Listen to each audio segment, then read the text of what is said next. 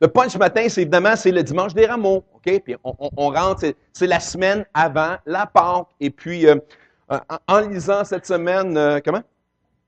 En lisant cette semaine au travers de la parole et ainsi de suite, puis en me préparant pour ça, j'envoie mes messages mes versets à JF, puis JF, parce que je lui avais envoyé d'autres versets. J'avais complètement un autre plan pour ce matin.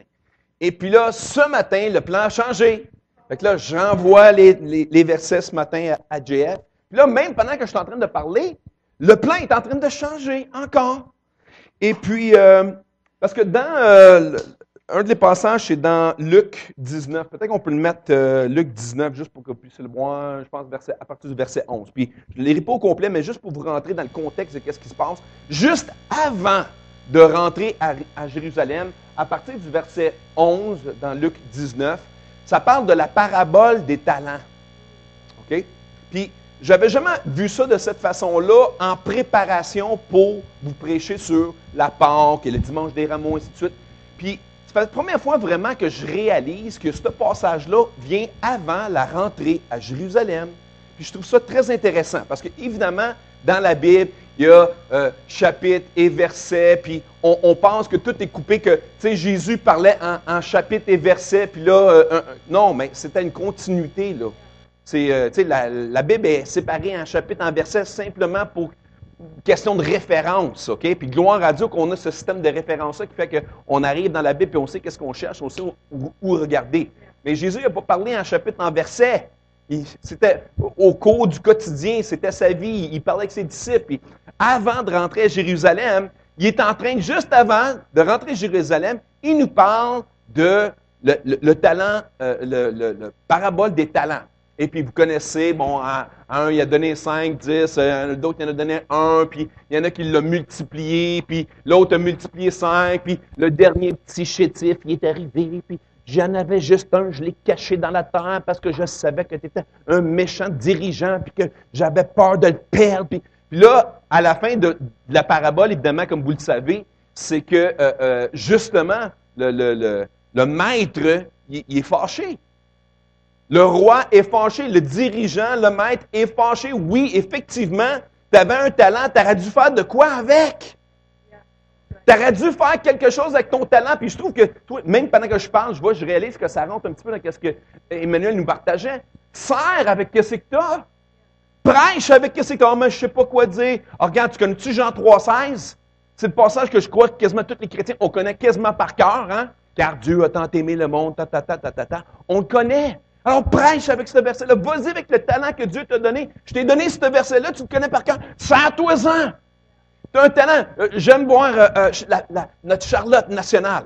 Notre Charlotte. Bien, Charlotte, elle vient de découvrir qu'elle est peintre. Elle est artiste. Elle ne savait même pas. Elle ne savait pas. Elle a vu les tableaux là, pour peinturer. Elle s'est essayée un matin. Elle s'est sentie inspirée de la gloire de Dieu. Elle s'est mise à peinturer, à faire ses petites affaires, là, puis elle se laisse aller. Puis on voit une joie qui déborde en elle. Elle a découvert un talent. Il y a quelque chose qui était là, hein, à l'intérieur de elle. Puis elle l'aurait jamais su si elle n'aurait pas pris le pinceau, tu sais, dans toute gêne et toute timidité. Qu'est-ce que les autres ils vont dire? Qu'est-ce qu'ils vont regarder? Tu sais, comment on est à l'école quand on est jeune puis qu'on fait nos tableaux de peinture, on est tout le temps en train de se poser la question, qu'est-ce que mes amis vont penser? Est-ce que je dessine bien ou pas bien? Je suis quétaine ou tu caches? Qu'est-ce que tu es en train de faire? Tu veux pas que personne voit tes talents ou tu penses que tu n'as pas de talent? Tu sais, bon, bref. Alors, il compte cette parabole-là de vraiment, tu sais, utilise ce que tu as. Mais le point que je veux faire vraiment avec cette parabole-là, c'est qu'il l'a dit avant de rentrer à Jérusalem. Et puis, je trouve ça étrange un petit peu qu'il fait son entrée en tant que roi, en tant que maître. On sait qu'il rentre avec sur l'ânon. OK, une partie de mon message, originalement, c'était de vous parler de ça. L'entrée du roi assis sur son âne, qui n'avait jamais porté de fardeau. Je vous avais déjà parlé de ça dans le passé. Vous vous souvenez du message de « Suis-je un âne? Hein? » Ou « T'es-tu un âne? » OK? Oui, on est des ânes. On est au service du roi des rois. Mais, revenez un petit peu sur le focus de Jésus vient de raconter l'histoire de la parabole des talents. OK? Il est en train de raconter justement le fait que le maître est sévère. Le maître a un plan.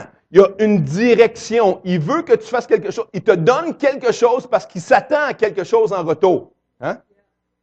Quand moi, j'investis de l'argent à quelque part, je m'attends à un retour. Bon, on s'entend-tu que les banques aujourd'hui ne donnent pas grand-chose, hein? Le comptable pourrait confirmer, me dire que les banques, même si je mets de l'argent là, c'est plus comme c'était autrefois, c'est plus des grands taux d'intérêt. Mais, techniquement, on met quelque chose pour recevoir quelque chose de plus. Le Seigneur, c'est la même chose. Le Seigneur, il investit quelque chose dans chacun de nous. Vous pensez que vous n'avez pas de talent, mais il y a quelque chose qui est là. Et Dieu s'attend à quelque chose. Il s'attend à quelque chose. Là, je disais ça, je me dis, pourquoi, Seigneur?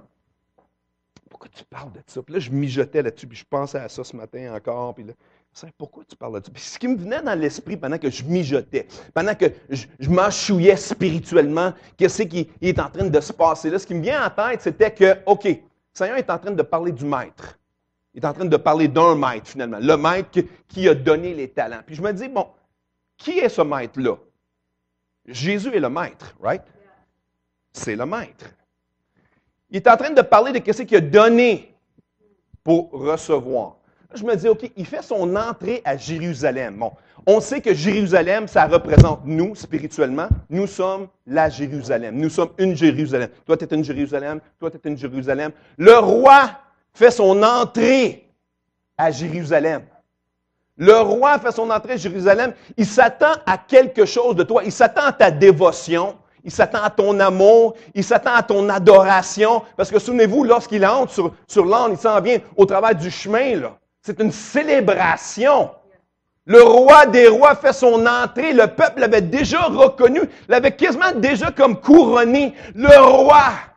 Puis souvenez-vous, hein, lorsqu'ils mettaient les rameaux par terre, ou ils mettaient leurs draps, leurs serviettes. Tu sais, quand un gentleman, on dit que le gentleman, lorsque une femme venait pour marcher par-dessus une flaque d'eau, il mettait son manteau par-dessus la flaque parce qu'il ne voulait pas que la femme mette son pied dans la flaque. OK? Ça, c'était d'être un gentleman. Right? Ou c'était une façon d'honorer, c'était une façon de dire, regarde, qui vient de passage est très important. Alors, étendons nos rameaux, étendons nos serviettes, prenons nos serviettes de plage, mettons ça par terre pour faire the red carpet entrance of the king. Comprenez-vous? Le roi Jésus, il rentre, puis il crie, le monde crie, en adoration, le monde crie, Hosanna! Hosanna! Hosanna! Puis Hosanna, arrêtez, ça veut dire, viens, sauve-moi! Intercède pour viens à mon secours. Tu es le grand roi. Fais ton entrée à Jérusalem. Tu vas venir gagner Jérusalem. Tu vas venir ressusciter Jérusalem. Tu vas venir nous délivrer de l'oppression romaine. Comprenez-vous? Il y avait eux autres, ils regardaient ça comme politique. Là. Il y avait quelque chose de politique là-dessus. Même, il y en a qui prétendent que, celui-là qui a trahi Jésus. Judas, il y avait des plans politiques, puis là, il pensait qu'il allait devenir un ministre dans le caucus de Jésus à Jérusalem. Comprenez-vous? Il y avait des arrière-plans parmi certaines personnes.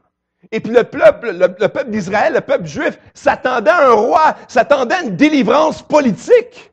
Il s'attendait à un grand roi qui rentrait. Mais Jésus, il les surprend tous. Il rentre assis sur un âne, qui vient confirmer la prophétie dans Zacharie 9:9. Je crois que ça dit que le roi fera son entrée sur un âne. Et on le sait, je vous ai déjà partagé ça, que lorsque quelqu'un rentrait, il y avait deux façons d'entrer. Soit que tu rentrais dans la grande victoire, tu venais pour attaquer une ville, tu venais sur un grand cheval puissant qui démontrait tu venais faire une entrée majestueuse de puissance démontrée. C'était une forme d'orgueil, une forme de puissance, une forme de se démontrer comme c'est moi le plus fort. Je m'en viens attaquer sur un grand cheval. Mais Jésus ne rentre pas sur un cheval. Le gars, il rentre assis sur un âne. Et puis c'était reconnu que c'était un symbole d'humilité, c'était un symbole que cette personne-là, ce roi-là, venait pas en guerre, mais venait en paix. Et donc Jésus arrive en paix à Jérusalem. Jésus arrive en paix dans ta vie. Et il arrive, il veut transformer ta vie, pas comme tu te l'imagines, pas comme le peuple d'Israël s'imaginait à une transformation politique et une transformation monétaire de la ville. Non. Jésus est rentré de façon plus doucement. Il voulait rentrer en douceur. Il voulait rentrer en grâce. Il voulait rentrer en paix. Pas nécessairement tout chavirer, malgré que quand il rentrait à Jérusalem, tout de suite après, vous allez voir qu'il rentre dans le temple et il chevait les tables. Mais ce n'est pas le point ce matin. Le point ce matin, c'est vraiment que Jésus s'en vient faire son entrée à Jérusalem. Et puis que, aussi, ce qui me touchait dans la partie de la parabole avant son entrée, pourquoi que Jésus parle encore de ça, puis ça semble tellement dur. Ça semble dur, n'est-ce pas? Honnêtement, là, quand on se pose la question, come on, God, come on, Jesus, t'es dur sur le gars, là. Il avait un talent, il l'a caché. OK, tu sais, on va-tu l'envoyer en enfer à cause de ça? Mais il semblerait que oui, il semblerait qu'il y a un message important que Jésus veut faire valoir. Il semblerait que pour Jésus, c'est important que qu'est-ce qu'il a donné? Il s'attendait à quelque chose. Il s'attendait à quelque chose. On dit, ah, tu sais, Jésus, tout bon, tout doux, tout gentil. Tu sais, non, le roi des rois. Pas un roi parmi tant d'autres. Le roi des rois va faire son entrée. Il s'attend à quelque chose.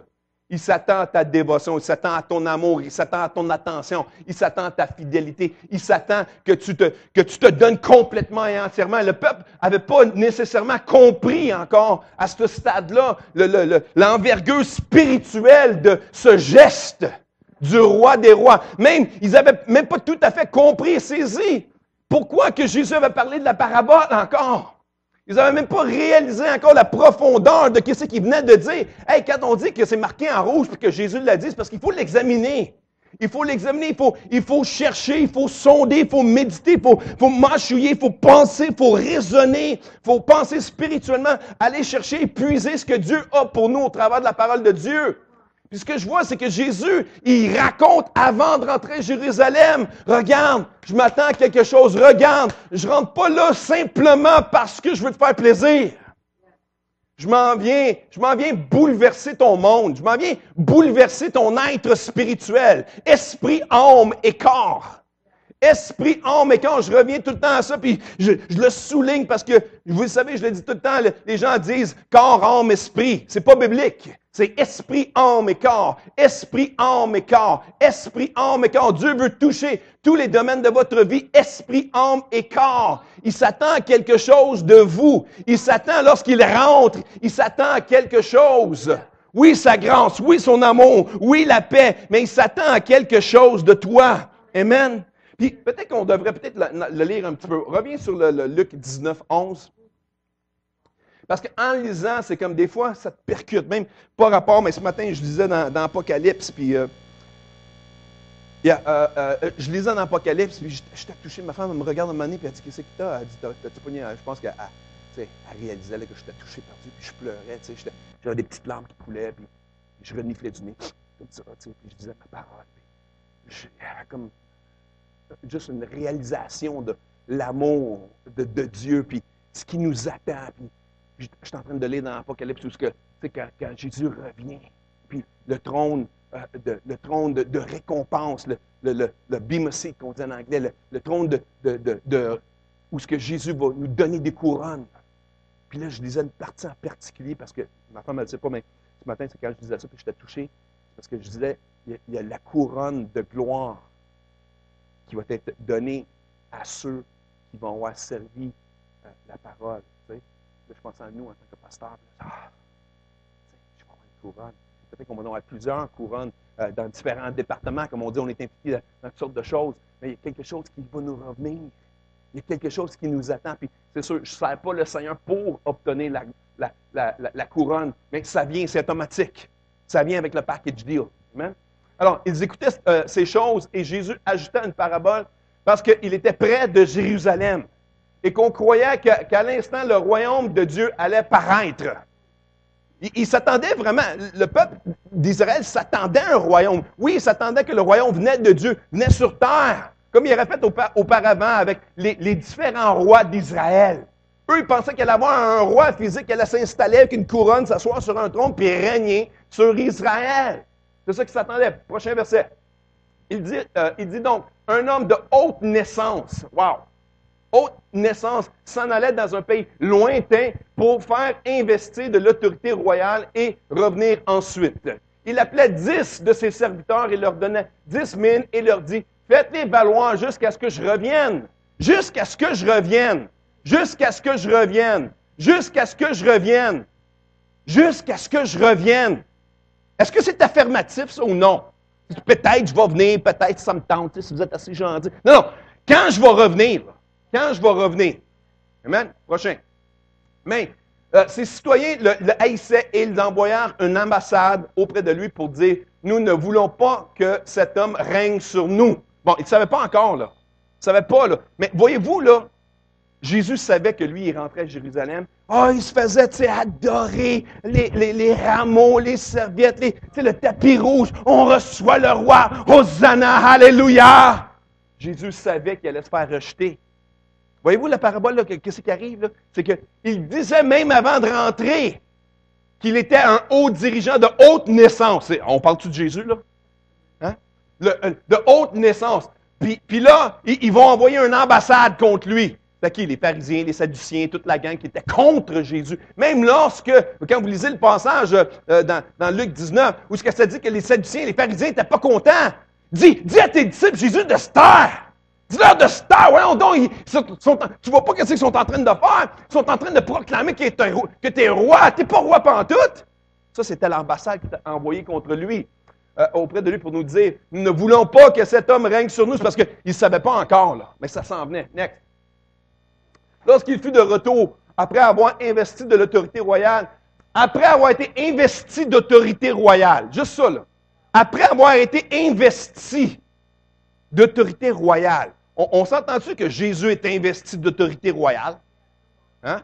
Puis il revient, mais on ne va pas l'accepter, ou du moins le peuple d'Israël n'allait pas l'accepter. Investi d'autorité royale, il fit appeler auprès de lui les serviteurs auxquels ils avaient donné l'argent, afin de connaître comment chacun les avait fait valoir.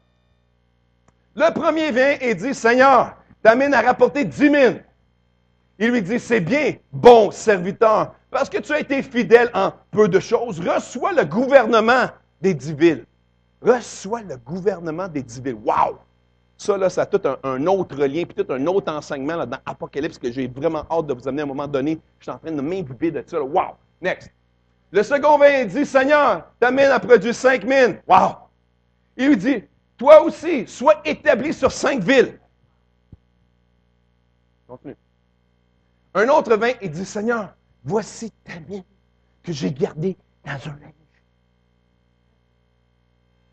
Car j'avais peur de toi, parce que tu es un homme sévère. Et tu prends ce que tu n'as pas dépossédé, et tu moissonnes ce que tu n'as point semé. » Il lui dit, « Je te juge sur tes paroles, méchant serviteur. » Tu savais que je suis un homme sévère, prenant ce que je n'ai pas déposé et moissonnant ce que je n'ai pas semé. Pourquoi donc n'as-tu pas mis mon argent dans une banque afin qu'à mon retour, je le retire avec un intérêt? Puis il dit à ceux qui étaient là, ôtez-lui la mine et donnez-la à celui à qui, qui a les 10 mines. Ils dirent, Seigneur, il a 10 mines. C'est pas juste, Seigneur. En fait, lui, il y en a plus. Pourquoi qu'Emmanuel, il est partout, il fait tout, là, et pour qui il se prend, là? Hein? Parce qu'il y en a qui pensent comme ça, je l'entends, moi, je l'entends, j'écoute. J'écoute et je regarde et j'observe, parce que c'est ma job. Je vérifie la santé de mes brebis. Puis il y a des brebis qui sont jaloux de d'autres brebis.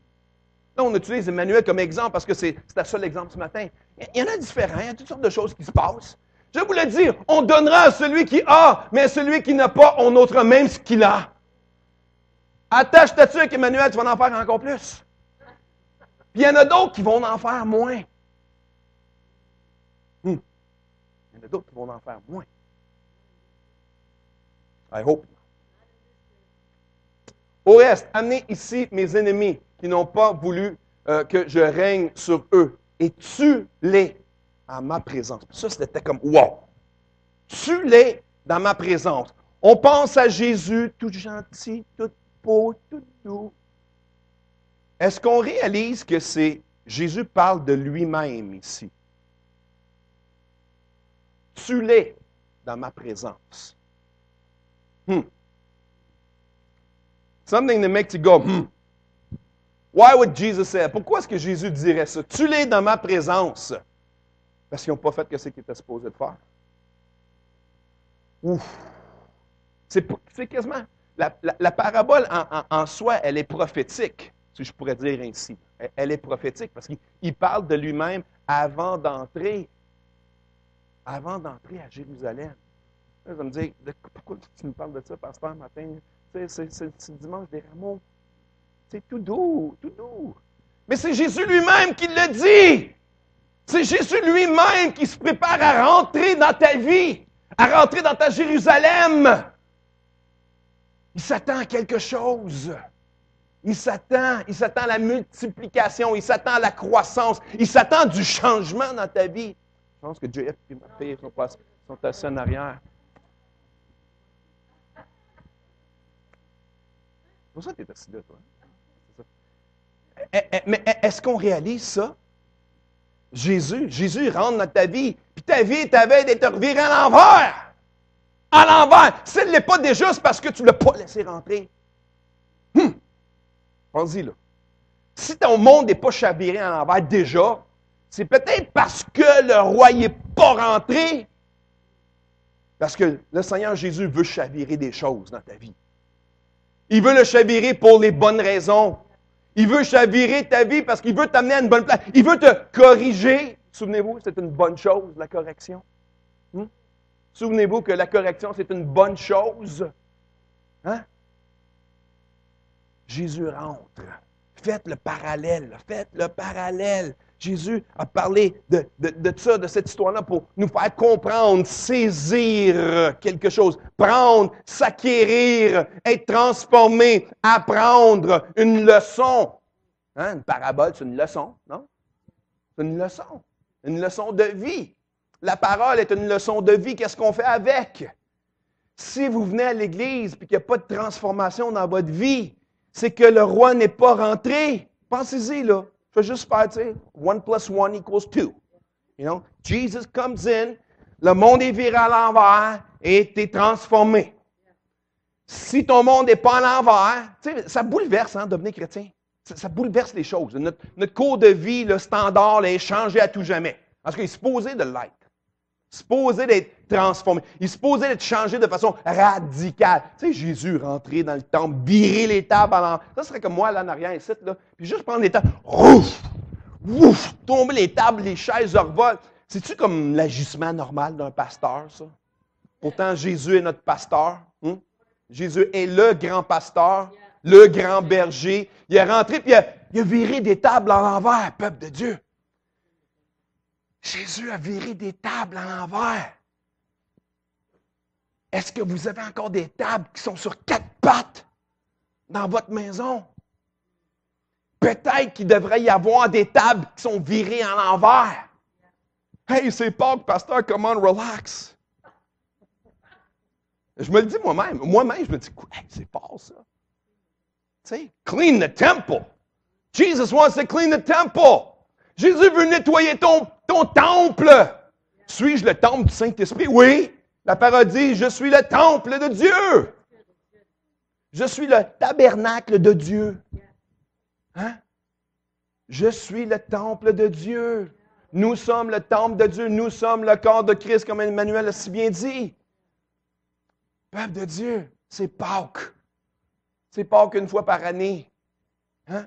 Mais Jésus veut rentrer dans notre cœur à tous les jours. À tous les jours. À tous les jours. Savez-vous que durant mon temps de lecture dans l'Apocalypse, où on connaît tout le passage où ça dit Jésus est dehors, il cogne à la porte. Et j'ai réalisé quelque chose. Souvent, même les évangélistes, les pasteurs, on utilise ce passage-là, puis viens à Dieu, viens, je cogne à la porte et laisse-moi rentrer, on va souper ensemble. Mais quand vous lisez le contexte de tout ça, de ce passage-là, le tout, tu réalises qu'il parle à l'Église. Hey! Ming! Laissez-moi rentrer! Je ne suis pas en train de dire qu'il n'est pas ici, je crois qu'il est ici. Je crois qu'il est parmi nous. Je vois qu'est-ce que Dieu se passe. Mais j'utilise le nom de mon Église pour ne pas utiliser le nom de d'autres églises. OK? Right? Notre Église, ce serait comme Jésus cogne à la porte. Hey! Laissez-moi rentrer! Il parle au peuple de Dieu, en tout cas le supposé peuple de Dieu. il parle au peuple de Dieu, « Laissez-moi rentrer ». Ça, ce serait comme Jésus qui arrive justement le dimanche de Rameau, là, et il descend sur le chemin, sur son ânon, puis les portes de Jérusalem seraient fermées. Hello! Je fais mon entrée, le roi des rois, le seigneur des seigneurs, où ce qui est mon tapis rouge. Puis là, il faut se poser la question, mais si Jésus cogne à la porte, puis qu'il dit « Laissez-moi rentrer », c'est parce qu'il a déjà été à l'intérieur. Puis s'il était déjà à l'intérieur, comment ça fait qu'il est rendu à l'extérieur, puis personne n'a remarqué qu'il était parti? C'est parce qu'il est parti ou c'est parce qu'on l'a mis dehors? Pff, on ne le veut pas. Trop radical, son message. Hey, dimanche de Rameau, comment? T'es rough un peu, là. Non, non, mais c'est Jésus. On parle de Jésus. On aime entendre les belles histoires. Tu sais, les histoires d'enfants et tout. Mais on sert un maître. On sert un maître. Et puis maître, ça sous-entend quelque chose. Hein? Pour ne pas dire tant d'autres choses. Ça sous-entend. J'aime pas le dire parce que même c'est quasiment effrayant de le dire. Mais quand on dit maître, ça sous-entend qu'il y a un contrôle, il domine. Je parle dans le sens de dominer, dans le sens d'un roi qui domine dans son royaume. Dominer vient du mot anglais dominion. Un roi qui a une domination, dominion. OK? Maître, roi, ça sous-entend qu'on est au service de quelqu'un qui est plus haut que nous, on s'entend-tu? Jésus, le roi des rois qui arrive sur un âne en paix. Puis pourtant, c'est quasiment comme paradoxal. Il rentre sur un âne, mais la première chose qu'il fait, c'est qu'il rentre dans le temple et il vire les tables à l'envers. C'est comme, ça ne matche pas. C'est-tu parce qu'on a manqué un bout dans l'histoire? Il rentre sur un âne, puis il est dans le temple, il vire les tables à l'envers. Ça, c'est comme vraiment un changement d'atmosphère. Hein? Tu sais, quand tu es là, puis tu sais, quand on écoute un film, puis là, tu sais, surtout là, moi, ma femme, on écoute un petit film romantique, là, puis ça parle, je sais pas, d'un couple, c'est tout doux, c'est tout gentil, puis mais j'ai des larmes aux yeux, tu sais. Puis là, tout d'un coup, l'histoire, elle change, paf! Il se passe de quoi, ça te saisit. Hein? On a tous vu des films comme ça, tu t'attends pas tu changes d'atmosphère. Jésus venait de rentrer tout doux. Hein? Il venait de rentrer tout doux. Parce que je crois que le Seigneur il a besoin de rentrer de façon en douceur. Il rentre en douceur, mais wow, attention, une fois qu'il est rentré, ça va chavirer. Jésus venait d'entrer à Jérusalem. Je le dis encore, Jérusalem, ça nous représente. Nous sommes Jérusalem. Jésus rentre en douceur. Une fois que tu le laisses rentrer, attention, attache ta tuque avec de la broche. Attache tes tables avec de la broche. Ça va brasser. En bon québécois. Hein? Bon, avec mon accent québécois. Alors, ça, c'est la parole de Dieu, gang. Ça, c'est Pâques. Hein? Ça, c'est Pâques. Il n'y a pas de petits chocolats, des petits lapins cachés en dessous à quelque part. Il n'y en a pas ce matin, des petits chocolats cachés, OK? Il n'y en a pas. Il n'y en a pas de petits chocolats. Il n'y a pas de petite douceur. On aimerait avoir de la douceur. Je ne sais pas ça va être quoi la semaine prochaine. J'ai déjà mon message. Tu sais, il est prêt, mais... Merci beaucoup. Ah, ça putain. Je trouve que tu es arrivé en retard un petit peu, par contre. Tu aurais pu prévoir un petit peu plus. Amen. Alors, c'est ça, Pâques. Hein? Les enfants, c'est ça, Pâques. La Pâques, c'est Jésus qui s'est donné. Hein? C'était intense. Puis, des fois, en tant que guerrier, tu sais, je le dis, des fois, il faut être guerrier, mais il faut être doux aussi. Il faut être un lion, mais il faut être un agneau. C'est un ballon qu'il faut trouver. Puis il y a des moments où il faut être un lion, puis il y a d'autres moments où il faut être un agneau. Puis Jésus, il sait exactement quand être un ou l'autre dans notre vie. Il sait exactement ce que tu as besoin. Peut-être qu'il y en a ici que ce matin, vous trouvez, c'est dur, hey, pasteur, c'est pas mal fort ton message un matin, là, de Jésus qui vit les tables à l'envers. Oui, parce qu'il y en a qui ont besoin d'entendre ça ce matin. Il y en a qui auraient aimé entendre l'agneau ce matin, mais c'est pas ça ce matin. Ce matin, c'est Jésus vire les tables à l'envers. Puis, il va nous demander des comptes. Des comptes. Puis, ce qui me frappait aussi, justement, parce que comme je préparais ça, puis je savais que ça s'en venait, je suis en train de lire dans l'Apocalypse, puis je n'avais pas fait le lien. Puis c'est ça qui est tellement beau avec la parole, c'est que les filaments, les connexions. Il y a des connexions. Tu penses que tu es en train de lire quelque chose, tu suis un programme biblique, là, ma femme 40 jours, moi 1 an, je rentrais dans un programme justement ce matin, programme de lecture de Pâques pendant une semaine de temps, préparation pour la Pâques, tout cute, tout gentil. Puis, mais là, je lisais quelque chose là, puis je lis ce verset-là où ce que Jésus demande, il s'attend à quelque chose. Puis là, j'étais justement dans l'Apocalypse où ce que il est en train de donner des couronnes. Là, je me dis, oui, mais tu obtiens des couronnes. C'est pour ça que je pleurais devant le Seigneur, parce que je réalisais, je voyais dans l'esprit, je me voyais le jour, ce jour-là, devant le Seigneur pour obtenir ma récompense. Et puis j'étais touché, parce que je sais que ma récompense s'en vient. Je sais que j'ai des comptes à rendre à Dieu, surtout en tant que pasteur. La parole le dit que j'ai encore une plus grande responsabilité de vous amener les bonnes choses, puis d'être sûr que je vous amène les bonnes choses pour ne pas vous induire en erreur. Puis ça, c'est un fardeau que je dois porter et je le porte avec fierté, avec joie même.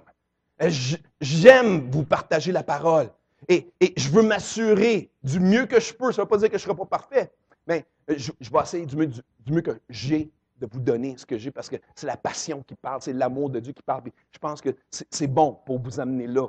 Je pense qu'on va aller à quelque part. Je pense que je suis en train, du moins, là, si on n'est pas exactement sur le chemin parfait, bien, en tout cas, on est peut-être sur un petit chemin là, juste à côté, puis on rentre, on sort, on monte, on descend, mais on s'en va dans la bonne direction. On s'en va vers le nord, là. On s'en va vers le franc nord, direct. On s'en va là. Mais le roi des rois, là, le Seigneur, il s'attend à quelque chose. Il s'attend à quelque chose.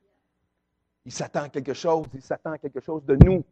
Il dit qu'il va nous donner une récompense. Et on donne une récompense parce qu'il s'attend à quelque chose, non? Récompense, pas pour une récompense pour rien. Là. Je ne donne pas une récompense à mes enfants parce qu'ils n'ont rien fait. Je donne une récompense parce qu'ils ont fait quelque chose. Comprends? Le Seigneur s'attend à quelque chose. Le roi fait son entrée à Jérusalem. Ce matin. Symboliquement, ce matin. Symboliquement, à tous les ans. On s'en souvient.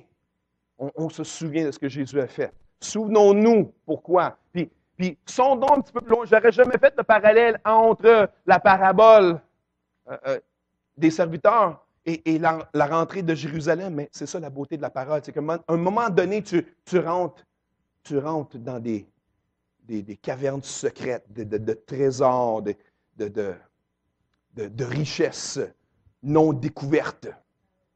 Quand tu creuses un petit peu plus loin, puis tu oses faire des liens, des parallèles et tu cherches. Et il faut trouver une place d'intimité avec le Seigneur.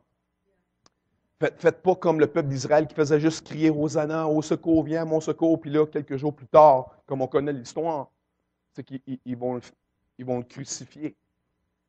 Ne soyons pas ceux qui participent à crucifier Jésus. Faisons partie de ceux qui l'adorent, en esprit et en vérité. En profondeur, en réalité, avec tout ce qu'on est, tout notre être.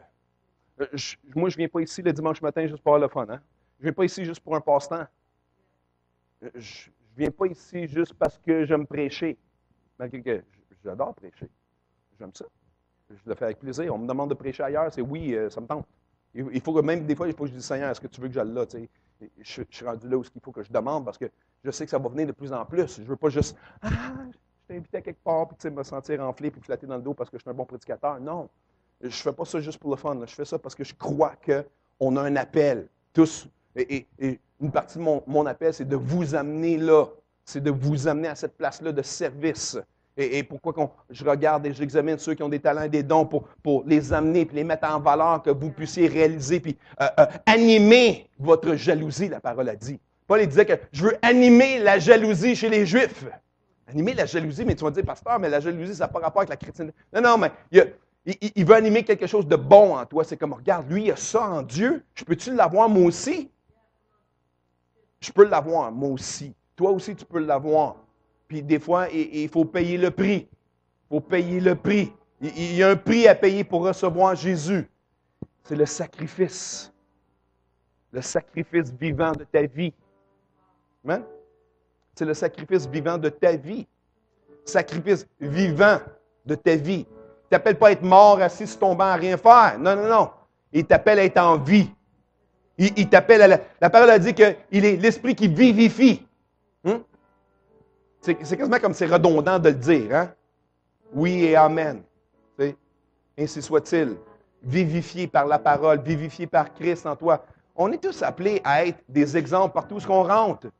Vous avez laissé Jésus rentrer dans votre Jérusalem, mais vous aussi, soyez la manifestation de Christ dans un autre Jérusalem, si je pourrais dire ainsi, que lorsque tu es parmi tes amis, lorsque tu es parmi tes collègues, es-tu un représentant de Jésus? Es-tu un ministre de Jésus? La parole a dit que nous sommes des ministres de réconciliation. Il ne l'a pas juste dit à des pasteurs, hein? Il ne l'a pas juste dit à des apôtres, des disciples. Il l'a dit à tous, nous sommes des ministres. What are you ministering? En anglais, je trouve que la traduction est un petit peu, il manque de quoi? Ministering unto somebody. Faire le ministère à quelqu'un. Es-tu en train de faire le ministère à quelqu'un? Es-tu en train de regarder quelqu'un qui est dans le besoin? Es-tu en train de manifester l'amour de Dieu lorsqu'on voit quelqu'un dans l'autobus, que tu vois qu'il n'y a pas de l'air tout à fait là, tu vois que peut-être même, j'ai vraiment aimé Sébastien l'autre jour, il va. T'as-tu appelé la madame? Elle m'a appelé, puis en tout cas, OK. Il va, il le racontait un petit peu, il rentre, il se sent appelé, il se sent interpellé, il se sent tiré par ses cordages, il répond. Sébastien répond à l'appel. He's getting ready to minister. Il est prêt, il se donne, Seigneur, où est-ce que je vais faire le ministère? Va là, il rentre là dans une église. Hey, c'est une église catholique, qu'est-ce que je fais ici? Non, il ne s'est pas posé la question, il a rentré. Seigneur, veut que tu ailles là, vas-y. Et il a trouvé quelqu'un, qui, Seigneur, qui? La madame là-bas, elle pleure. OK, elle a besoin de ministère. Elle a besoin de réconciliation, elle a besoin de quelque chose. Puis ça a eu un impact. La madame, il a donné une carte d'affaires de l'église. La madame, elle m'a appelé aujourd'hui. Puis elle avait juste des belles choses à dire sur Sébastien. J'ai dit, oui, Seigneur, c'est bon ça, madame. Là, elle me jasait un petit peu, elle me racontait le témoignage justement que Sébastien nous avait raconté. Puis elle voulait avoir le numéro de Sébastien pour pouvoir l'appeler, pour le remercier. Je lui ai donné avec plaisir. Suite à avoir parlé avec elle, mais parce qu'il a fait le ministère. Parce qu'il a fait le ministère, cette journée-là, cette personne-là avait besoin d'une réponse. Elle l'a obtenue, cette réponse-là, parce qu'il y avait un ministre qui était prêt. Est-ce qu'on est des ministres qui sommes prêts? Vous tous ici, je vous regarde tous. Vous êtes tous des ministres ici. Il y en a peut-être quelques-uns qui ne le savent pas encore, mais vous êtes en bonne direction de tous l'être, et la plupart vous l'êtes. Donc, un ministre doit réconcilier le monde à Christ. Amen? Soyez pas juste oisifs, soyez pas comme, tu sais, la description du nom de Pierre Simon, c'est, tu sais, un rameau qui bouge dans le vent, tu sais. Soyez pas là, la vie est belle. Puis je vais juste me laisser vaguer par tout vent de doctrine, tout vent de choses. Non! Sois un rocher. Sois un rocher. C'est pour ça que Jésus a changé son nom. Tu es une pierre. Une pierre. Tu es quelque chose de solide. Et vous avez ce Jésus-là à l'intérieur de vous, peuple de Dieu. Ming! Wow! On a quelque chose ici d'extraordinaire. Mais il faut saisir.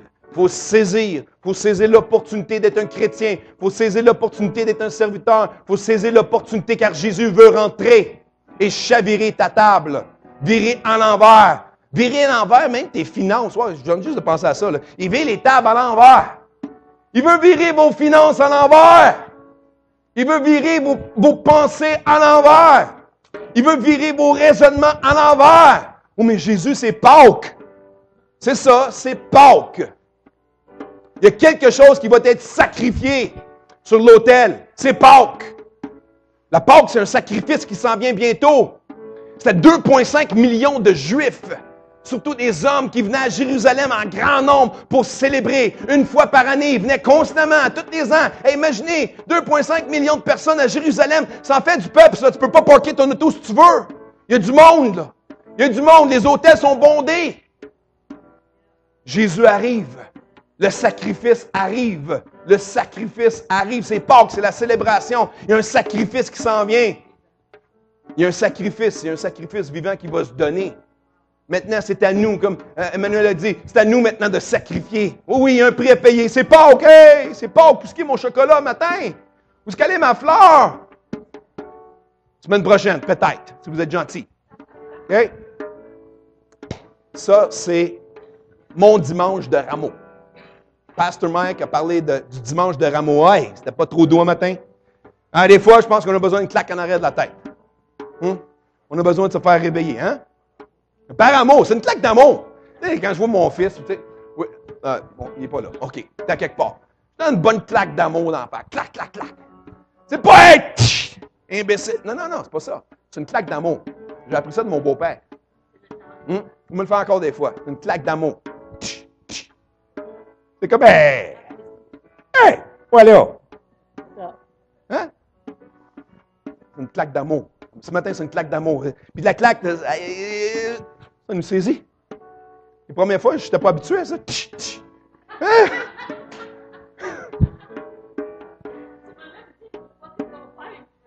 Ouais, c'est ça. Pourquoi il me fait ça? J'ai-tu fait quelque chose? Non, c'est une marque d'affection. C'est une marque d'affection. Quand tu touches quelqu'un au visage, c'est de l'affection. C'est intime. Amen?